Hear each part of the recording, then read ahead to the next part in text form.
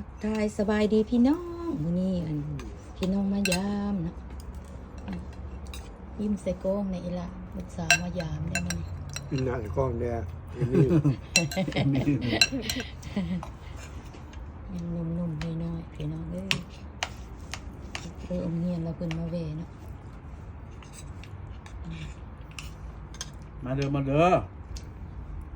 กินข้าวบ่ได้นัดได้หมายเพิ่นมาเวซื้อกับอาหารก็ซั่นนี่แล้วนะพี่น้องก็มีต้มเค็มนั่นลาบซีนเนาะนี่ก็ลาบไก่พี่น้องเอ้ยกินกับผักกับหมี่แบบง่ายๆอาหารบ้านเฮานี่ก็โคตา ก็ตากินไข่ตรงเงยบอกไง สบายดีพี่น้องเนี่ยกว่า สบายดีมาเด้อมาเด้อกินข้าวน้ำกันเด้อแซ่บ กินอาหารเที่ยงพี่น้องเอ้ยอากาศแคลิฟอร์เนียฟิสโนอากาศดีจะ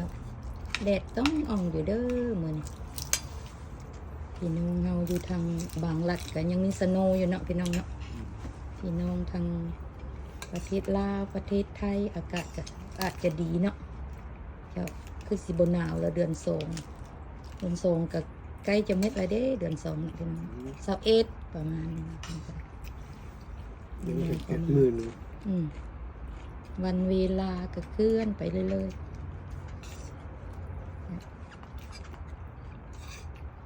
แคลิฟอร์เนียบ่มีสโนว์เด้อบางพี่บางน้องอาจคิดว่า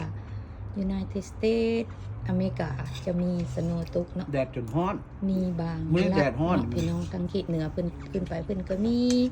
สโนว์ตกเนาะระยะยามหนาวนี่เนาะแต่ว่าบ้านยายกินเรียนเคนเอลเนาะเฟสโนแคลิฟอร์เนียอากาศดีสุดเด้อพี่น้องเด้อกินข้าวก็กินอยู่นอกบ้านเนาะแดดแต่ว่า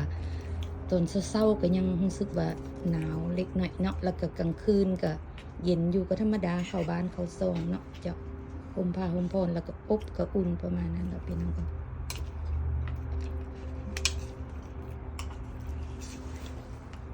จังใดก็ตามเนาะอีกบ่ดนก็